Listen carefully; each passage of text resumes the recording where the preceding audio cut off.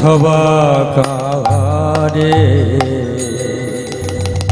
তিনি কোন অস্ত্র ধারণ করবেন না, কাউকে প্রাণে নিধন করবেন না, হরির নাম দিয়ে তিনি কলির জীবকে ধৌত করে দেবেন, উদ্ধার করে দেবেন। দেখুন তাই করলেন। কলিযুগের মাটিতে তিনি নেমে এসে, নবদ্বীপের মাটিতে এসে চপল গোপাল উদ্ধার করে দিলেন। জগাই মাধাইয়ের মতো দস্যু প্রাসন্নকে তিনি উদ্ধার করলেন, চাঁদ কাজীকে উদ্ধার করলেন। দেখুন তিনি কাটাকাটিও করলেন না, মারামারিও করলেন না, নিজে মার খেয়ে জগৎবাসীকে প্রেম দিলেন। নিজে মার খেলেন তবু তিনি জগৎবাসীকে প্রেম দিলেন। এমন করুণাময় ভগবান আর কোন যুগে লক্ষ্য করা যায় না। কেবলমাত্র কলির জীবকে উদ্ধার করবার জন্য, কলির মূঢ় জীবকে উদ্ধার করবার জন্য তিনি হরি নাম কৃষ্ণ নামের ডালি, যে নাম ছিল গোলকে গোপনে রাধারানীর প্রেম ভান্ডারে, সেই নাম তিনি বয়ে আনলেন আমাদের মতো কলিহত মূঢ় জীবকে উদ্ধার করবার জন্য। কলির প্রতিটি জীবের দ্বারে দ্বারে গিয়ে বলে, ভাই রে একবার বল, এই হরি নাম কৃষ্ণ নাম ছাড়া কলিজীবের আর কোনো গতি নাই, গতি নাই, গতি নাই। তাই হরি নাম কৃষ্ণ নাম আমাদের করতে হবে। তাই প্রেমের ঠাকুর গৌরাঙ্গ মহাপ্রভু কলিজীবের প্রতিটি দ্বারে দ্বারে গিয়ে বলে, ভাই রে একবার বল, তোমরা গাও রে আনন্দ ভরে হরে কৃষ্ণ নাম, তোমরা গাও রে আনন্দ ভরে হরে কৃষ্ণ নাম, তোমরা গাও রে আনন্দ ভরে হরে কৃষ্ণ নাম, তোমরা গাও রে আনন্দ ভরে হরে কৃষ্ণ নাম, হরে কৃষ্ণ বলয় বিরাট, মুখে হরে কৃষ্ণ বলয় বিরাট, মুখে হরে কৃষ্ণ বলয় বিরাট, মুখে হরে কৃষ্ণ বলয় বিরাট, তোমরা গাও রে আনন্দ ভরে হরে কৃষ্ণ নাম, তোমরা গাও রে আনন্দ ভরে হরে কৃষ্ণ নাম, গোপাল গোবিন্দ হরে গাও রে প্রেম ভরে, গোপাল গোবিন্দ হরে গাও রে প্রেম ভরে, গোপাল গোবিন্দ হরে গাও রে প্রেম ভরে, গোপাল গোবিন্দ হরে গাও রে প্রেম ভরে, নর দেহের আগে তুচ্ছ ধর্ম অর্থ মোক্ষ কাম, নর দেহে আগে তুচ্ছ ধর্ম অর্থ মোক্ষ কাম, নর দেহের আগে তুচ্ছ ধর্ম অর্থ মোক্ষ কাম, নর দেহের আগে তুচ্ছ ধর্ম অর্থ মোক্ষ কাম।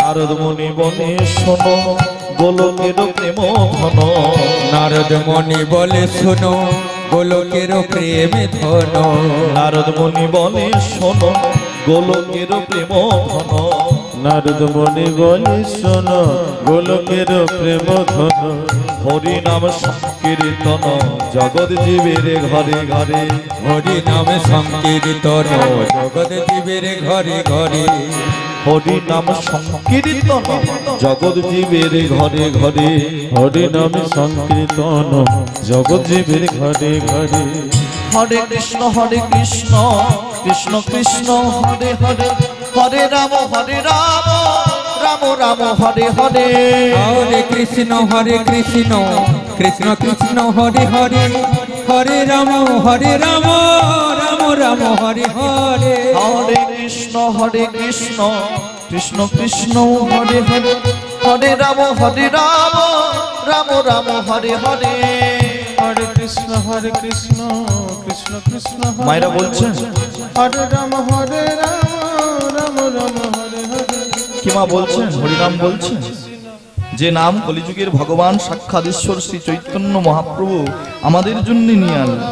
সত্যযুগের মানুষকে এই নাম দিলেন না, ত্রেতা যুগের মানুষকে এই প্রেম দিলেন না, দাপর যুগের মানুষকে দিলেন না, কেবলমাত্র আমাদের মতো কলির মূঢ় জীবকে তিনি এই প্রেম নাম দিলেন। সত্যযুগে নাম ছিল, ত্রেতা যুগে নাম ছিল, দাপর যুগে নাম ছিল, কলিযুগেও নাম আছে। কিন্তু দেখুন সত্যযুগের যে নাম তাকে বলা হয় মন্ত্র, ত্রেতা যুগের নাম মন্ত্র, দাপর যুগের নাম মন্ত্র। কিন্তু কলিযুগের মাটিতে আমার সাক্ষাৎ ঈশ্বর শ্রী চৈতন্য মহাপ্রভু যে নাম দিলেন প্রেম মিশ্রিত করে তাকে বলা হয় মহামন্ত্র। নিতাই গৌর হরি হরি বল। রাম রাম হরে হরে হরে কৃষ্ণ কৃষ্ণ কৃষ্ণ হরে হরে, হরে রাম রাম রাম হরে হরে। হরে কৃষ্ণ কৃষ্ণ কৃষ্ণ হরে হরে, হরে রাম রাম রাম হরে হরে। তোমরা গাও রে আনন্দ ভরে হরে কৃষ্ণ নাম, তোমরা গাও রে আনন্দ ভরে হরে কৃষ্ণ নাম, তোমরা গাও রে আনন্দ ভরে হরে কৃষ্ণ নাম। তোমরা গাও রে আনন্দ ভরে হরি হরি বল। হরে কৃষ্ণ নাম। সেই হরিনাম কৃষ্ণ নাম প্রেম রস বিতরণ করতে করতে প্রেমের ঠাকুর গৌরাঙ্গ মহাপ্রভু শিবাসন পরিত্যাগ করে তিনি আপনাদের মতো অগণিত পারিষদ বর্গ সঙ্গে নয়, ভাগীরথী সুরধনী গঙ্গার পথে হেঁটে চলেছে। আর যেতে যেতে মহাপ্রভু একটু থমকে দাঁড়ালেন। সেই ভাব দর্শন করে ভাবুক পথকর্তা এক পাশে দাঁড়িয়ে কলম দিল, আরে মোর আরে মোর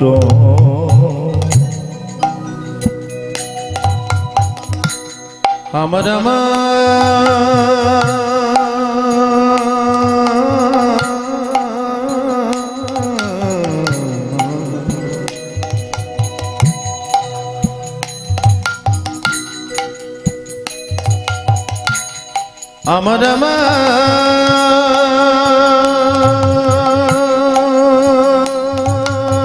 গোরা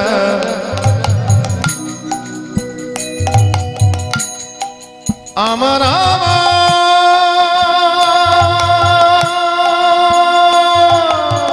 গোরা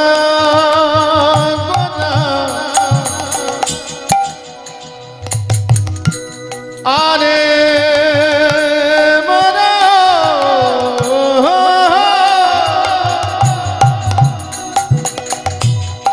আরে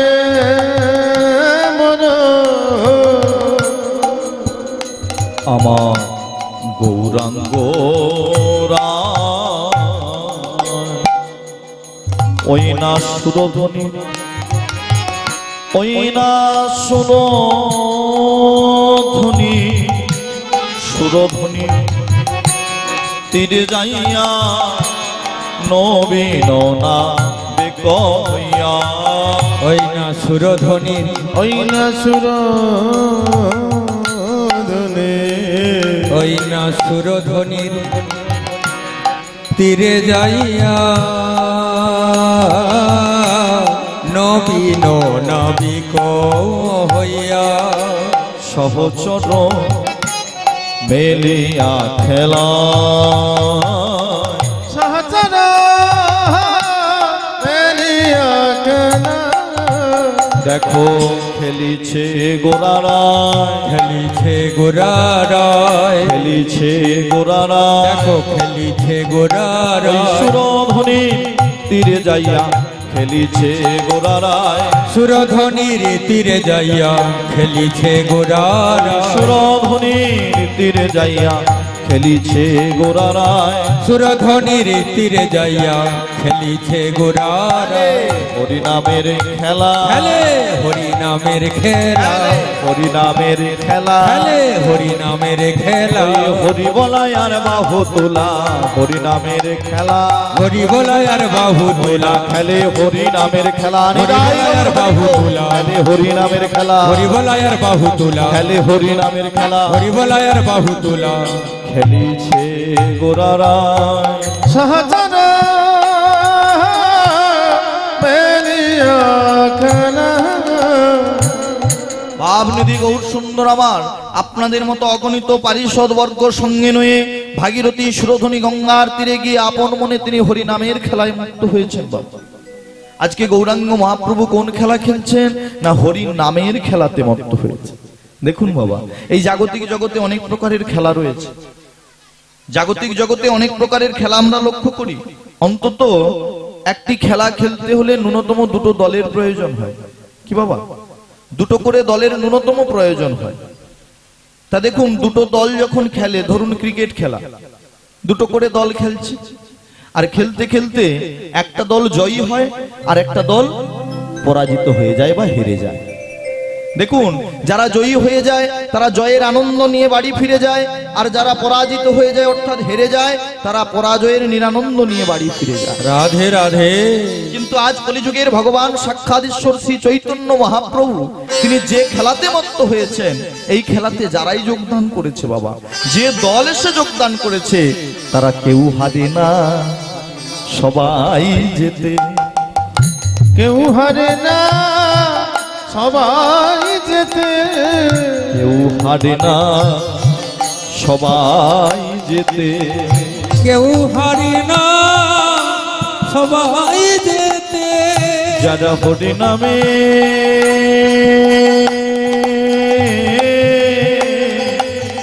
খেলায় মাতে, কেউ হারে না, সবাই যেতে। যারা হরি নামে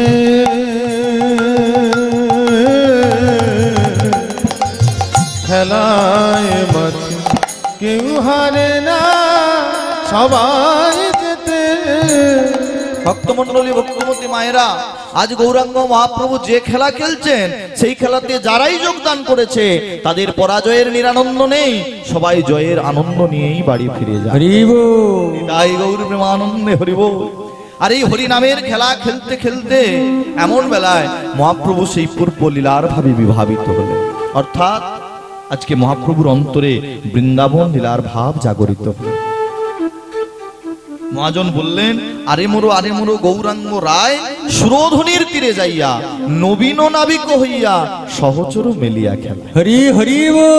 অর্থাৎ আজ গৌরাঙ্গ মহাপ্রভুর ভাবটা কেমন, বেশটা কেমন না, তিনি নতুন নাবিকের বেশ ধারণ করেছে। নতুন নাবিকের বেশ ধারণ করে তিনি আপনাদের মতো অগণিত পারিষদ বর্গ সঙ্গে নয়ে হরি নামের খেলায় মত্ত হয়েছে।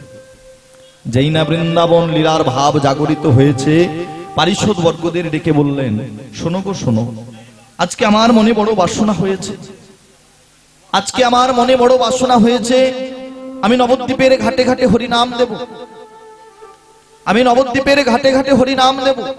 আমি যখন সেই বৃন্দাবনের মাটি থেকে কলিযুগের মাটিতে এসেছিলাম, আমি মনে মনে দিনখানা বাসনা করেছিলাম, এক হলো আমি নবদ্বীপের প্রতিটি ঘরে ঘরে হরি নাম দেব, দ্বিতীয়ত হলো আমি নবদ্বীপের হাটে মাঠে হরি নাম দেব, তৃতীয়ত হলো আমি নবদ্বীপের ঘাটে ঘাটে হরি নাম দেব। তাই জানো ভক্তগণ, আমি নবদ্বীপের প্রতিটি ঘরে ঘরে হরি নাম দিলাম, সেই নাম কেউ নিল আবার কেউ নিল না, প্রত্যাখ্যান করে তাড়িয়ে দিল। আমি নবদ্বীপের হাটে মাঠে হরি নাম দিলাম, সেই নাম কেউ নিল আবার কেউ নিল না। কিন্তু জানো ভক্তগণ, আমার একটি কর্ম বাকি রয়েছে, সেটি হলো নবদ্বীপের ঘাটে ঘাটে হরি নাম দেওয়া। আর এই নবদ্বীপের ঘাটে ঘাটে হরি নাম দিতে হলে আমার একটি নৌকোর প্রয়োজন। তাই জানো, তোমরা শীঘ্র করে আমার একটি নৌকো এনে দাও। যেই না বললেন নৌকো এনে দাও, অমনি পাশেই দাঁড়িয়ে ছিল গৌরীদাস পণ্ডিত, তাড়াতাড়ি করে ছুটে গিয়ে মহাপ্রভুকে একটি নৌকো এনে দিলেন। আর যেই না নৌকোটা এনে দেওয়া হলো, মহাপ্রভু আপন সদলবল সঙ্গে করে, শিখল করতাল সঙ্গে করে ওই নৌকোর উপর উঠে গিয়ে বসলেন। আর নৌকোর উপর উঠে বসে মহাপ্রভু উচ্চস্বরে বলতে লাগলেন, শোনো গো শোনো, আজকে এই গঙ্গার দুতীরে যতজন যাত্রী দাঁড়িয়ে আছো, তোমরা সবাই কান খুলে শুনে নাও। আজকে আমার এই ঘাটে যারা পারাপার হবে তাদের সবাইকে আমি কি করব জানো? আমি বিনা করিতে পার করিব, বিনা করিতে পার করিব, বিনা করিতে পার করিব, আমি বিনা করিতে পার করিব। করিবাতে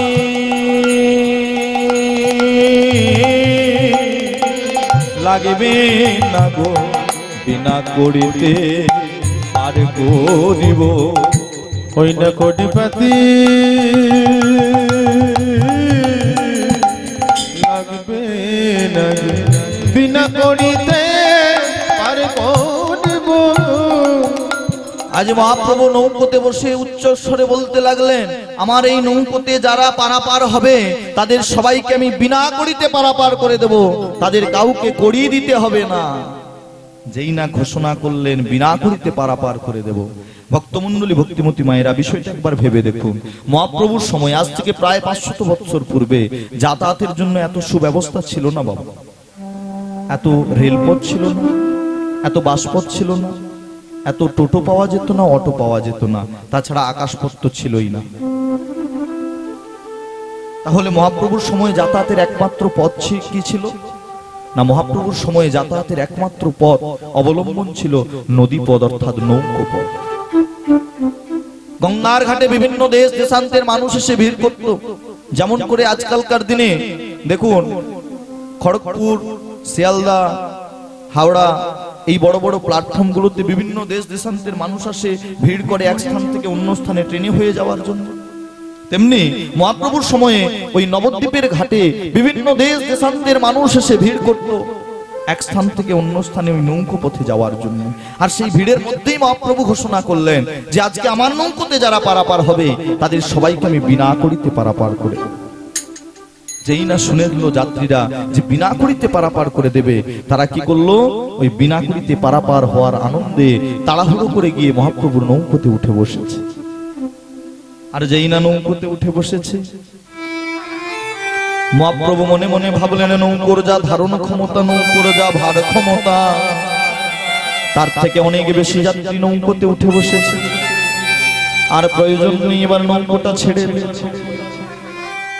তাই আপনি কান্ডারি হয়ে নৌকোর হালটা শক্ত করে ধরে তিনি কি করলেন না, নৌকোটাকে আস্তে আস্তে করে ছেড়ে দিলেন। নৌকোটা ছেড়ে দিয়ে একজনের বদন পানের দিকে তাকিয়ে তাকিয়ে মহাপ্রভু আমার কীর্তন গাইছেন, আর নৌকোটাকে আস্তে আস্তে করে মাঝ গঙ্গার দিকে নিয়ে চলেছে। আজ মহাপ্রভু যার বদন পানের দিকে তাকিয়ে তাকিয়ে কীর্তন গাইছেন, তিনি কে জানো মা? ওই প্রিয় গদাধর সঙ্গে, প্রিয় গদাধর সঙ্গে, প্রিয় গদাধর সঙ্গে, প্রিয় গদাধর সঙ্গে, পুরবর সভরঙ্গে, প্রিয় গদাধর সঙ্গে, পুরবর সভরঙ্গে, নৌকাতে বসিয়া করে কেলি,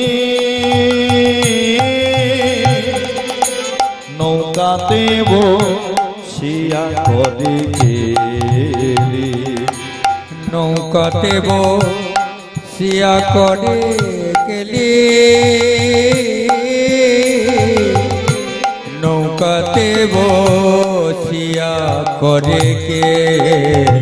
ভক্তমণ্ডলী, ভক্তিমতী মায়েরা, মহাজন বললেন প্রিয় গদাধর সঙ্গে, পূরব রসহ রঙ্গে, নৌকাতে বসিয়া করে কেলি। অর্থাৎ আজ গৌরাঙ্গ মহাপ্রভু গদাধর প্রভুর বদন পানের দিকে তাকিয়ে তাকিয়ে এই নৌকোর দাঁড়টাকে টানতে টানতে কি করছেন না, মধ্য গঙ্গার দিকে নৌকোটা নিয়ে চলেছে। দেখুন একটা বিষয় ভেবে দেখুন মা, আজকে এত বড় নৌকো, নৌকোর মধ্যে কানায় কানায় পরিপূর্ণ যাত্রী, তবু দেখুন মহাপ্রভু একজনের বদন পানের দিকে তাকিয়ে আছেন, আর কারো বদন পানের দিকে তাকাচ্ছেন। পারিষদ বর্গরা বলে কি হলো, কি হয়েছে? মহাপ্রভু কি অন্য কিছু ভাবছে? আজকে কি রয়েছে? ওই গদাধর প্রভুর বদন পানের দিকে তাকিয়ে তাকিয়ে মহাপ্রভু আমার কীর্তন গাইতে গাইতে নৌকোটাকে নিয়ে চলেছে। মনোনিবেশ করে শুনুন মায়েরা, এই গদাধর প্রভুকে কেনই বা ভগবান গৌরহরি ওই গদাধর প্রভুর বদন পানের দিকে এক পলকে তাকিয়ে রয়েছে? কারণ এই গদাধর প্রভু হলে দাপর যুগে রাধারানীর এক অংশ। দাপর যুগে রাধারানীর এক অংশ ভগবান লীলারস আস্বাদন করবার জন্য একদিকে লীলারস আস্বাদন আর অপরদিকে জগৎজীবকে শিক্ষা, এই দুই আস্বাদন করবার জন্য ভগবান নিজের বাম অঙ্গ থেকে মাধুর্যের প্রতীক রাধারানীকে সৃজন করলেন। রাধারানী হলো মাধুর্যের প্রতীক। রাধারানী কোনো জননী জঠর থেকে আসেনি মা, ভগবান লীলারস আস্বাদন করবার জন্য নিজের বাম অঙ্গ থেকে রাধারানীকে সৃজন করেছে। রাধা কৃষ্ণ একই আত্মা, দেহ দুই ধরি, অনন্যে বিলাস রস আস্বাদন করি, সেই দুই এবে আমার চৈতন্য গোসাই ভাব রস আস্বাদিতে দহে হইলা এক কোঠায়। নিতাই গৌর প্রেমানন্দে হরি হরি বল। রাধা কৃষ্ণ একই আত্মা, রাধা কৃষ্ণের আত্মাটা হলো এক আর দেহ হলো দুটি। এই দুটি দেহ একটি আত্মা। কেন না ওই যে বল লীলারস আস্বাদন করবার। তাই দেখুন ভগবান নিজের বাম অঙ্গ থেকে রাধারানীকে সৃজন করলেন। রাধারানী হলেন মাধুর্যের প্রতীক। তিনটি মাধুর্য দিয়ে, তিনখানা মাধুর্য দিয়ে ভগবান রাধারানীকে সৃজন করেছিলেন। কি কি না ভাব মাধুর্য, প্রেম মাধুর্য আর স্বরূপ মাধুর্য। এই তিনটে মাধুর্য দিয়ে ভগবান রাধারানীকে সৃজন করলেন। দেখুন ভক্তমণ্ডলী, ভক্তিমতী মায়েরা, ভগবান নিজেও তিনটি বস্তু দিয়ে তৈরি, আর আমাদেরকেও সৃজন করেছেন তিনটি বস্তু দিয়ে। আমাদের এই দেহটাকে যদি আলাদা আলাদা করা যায় তাহলে কি পাওয়া যাবে? কিছুটা রক্ত পাওয়া যাবে, কিছুটা মাংস পাওয়া যাবে, আর কিছুটা হাড় পাওয়া যাবে, তাই তো?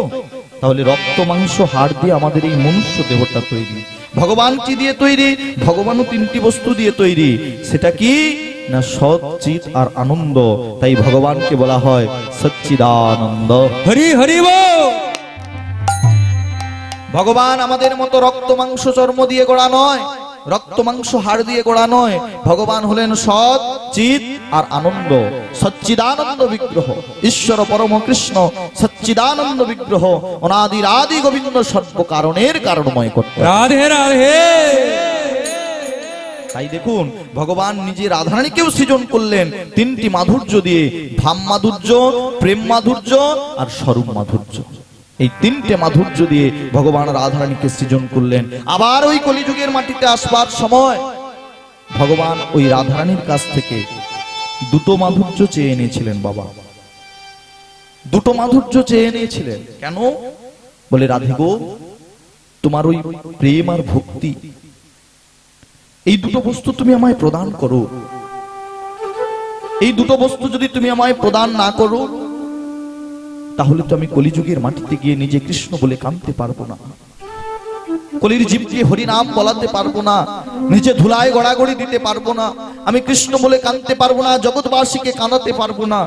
তাই রাধে গো, ওগো প্রেমময়ী, ওগো ভক্তি স্বরূপিণী রাধে, তোমার ওই দুটো বস্তু তুমি আমায় প্রদান করো। তাই রাধারানীর চরণে ধরে ভগবান কি করলেন? ওই ভাব মাধুর্য আর প্রেম মাধুর্য, এই দুটো মাধুর্যকে তিনি আবার ভিক্ষা চেয়ে নিয়ে এলেন। রাধে রাধে। কিন্তু যখনই গোবিন্দ আমার স্বরূপ মাধুর্যটা চাইতে গেলেন তখন রাধারানী চিৎকার করে বলে উঠল, বধূ হে,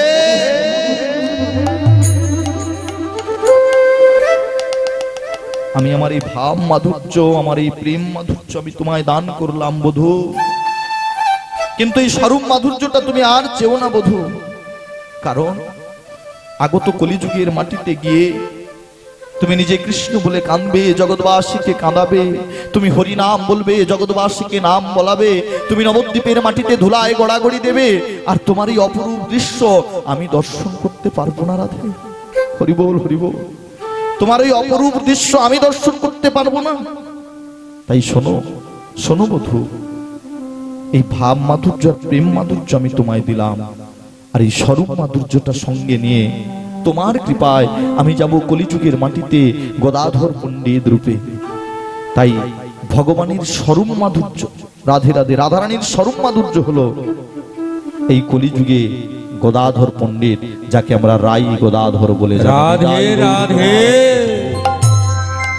তাই যেই না ভগবান গৌরহরি আজ বৃন্দাবন লীলার ভাবে বিভাবিত হলেন, অমনি কি করলেন না ওই গদাধর প্রভুর বদন পানের দিকে তাকিয়ে আছেন, আর নৌকোটাকে আস্তে আস্তে করে মধ্য গঙ্গার দিকে নিয়ে চলেছে। আর এমন সময় নৌকোটা মধ্য গঙ্গায় এসে উপস্থিত হলো। আর যেই না উপস্থিত হয়েছে অমনি মহাপ্রভুর কৃপায় ঝড় বৃষ্টি শুরু হয়ে গেছে, নদীতে ঢেউ উঠতে শুরু করেছে। আর ওই সময় নৌকোর মধ্যে যতজন যাত্রী ছিল তারা সবাই প্রাণী বাঁচবার জন্য চিৎকার করে বলে উঠল, ডুবে গেল, ডুবে গেল, ডুবে গেল। ডুবো ডুবো করে নাও বইছে বিষমবাও, ডুবো ডুবো করে নাও বইছে বিষমবাও, ডুবো ডুবো করে নাও বইছে বিষমবাও, ডুবো ডুবো করে নাও বইছে বিষমবাও। দেখি হাসে গোরাবন মালি গো, দেখি হাসে গোরাবন মালি গো, দেখি হাসে গোরাবন মালি গো, দেখি হাসে গোরাবন মালি গো। যেই না নৌকোটা মধ্য গঙ্গায় গিয়ে ডুবে যেতে বসেছে মা, নৌকোর মাঝি গৌরাঙ্গ মহাপ্রভু হাসছে। দেখেছেন বিষয়টা কেমন? গৌরাঙ্গ মহাপ্রভু ওই মধ্য গঙ্গায় গিয়ে হাসছেন, আর হাসিটা লক্ষ্য করলো কে না দাদা নিত্যানন্দ প্রভু।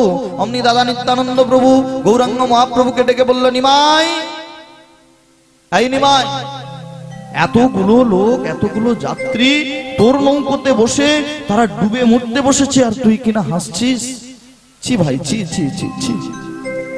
এই জন্য নাকি তোকে নবদ্বীপের মানুষ পণ্ডিত বলে, তোকে সবাই পণ্ডিত উপাধি দিয়েছে, পণ্ডিত আখ্যা দিয়েছে, এই জন্য নাকি তুই নিমাই পণ্ডিত। আরে আমার কথা বাদ দে, আমাকে তো সবাই বাকলা নিতাই বলে ডাকে, কিন্তু এই তোর পাণ্ডিত্যের ছিরি ভাই, এই তোর পাণ্ডিত্য। গৌরাঙ্গ মহাপ্রভু বলে, দাদা গো, আমি কেন কাঁদছি জানো দাদা? আমার কান্নার কারণটা তো শোনো। বলে, কি হয়েছে বল, বুঝিয়ে বললে তো বুঝবো, আমি পাগল মানুষ, তোর কারণ টারণ আমি অত বুঝি না ভাই, ভালো করে বুঝিয়ে বল, বললে আমি বুঝতে পারবো।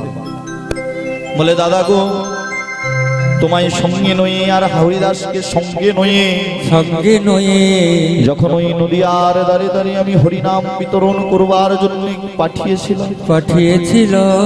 তখন সেই হরিনামে কেউ নিল, আবার কেউ নিল না, প্রত্যাখ্যানে করে তোমায় তাড়িয়ে দিল।